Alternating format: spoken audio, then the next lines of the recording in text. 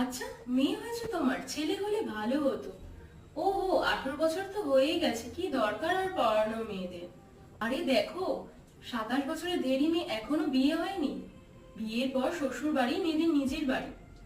আচ্ছা, বিয়ের পর চাকরি করবে না ঘর করবে? বউ মানুষ রাত 9:30টার পর ঘরে ফিরছে। আচ্ছা, এটাই কি 2024? আর একটা কথা ভাবুন তো, প্রতিটি গলি রাস্তা সোসাইটি বস্তির মেয়েরা কি আজও ইন্ডিপেন্ডেন্ট? আচ্ছা, এটাই আমাদের 78তম স্বাধীনতা, তাই না? সব নিয়ম বা বাধা যদি এই মেয়ে জাতির না হতো, তাহলে হয়তো কিছু শয়তানের দলেরা আমাদের মতন দিদি বোনেদের এই রকম ভোগ্য পণ্য হিসেবে গণ্য করতো না। যা ঘটেছে তা শুধু জাস্টিস পাওয়ার লড়াই না, আসল শয়তানকে খুঁজে পাওয়ার লড়াই। আর এই আসল শয়তানকে খুঁজে না পাওয়াটাও কিন্তু আমাদের জন্য অনেক বড় লজ্জার এবং অপমানেরও। ছি।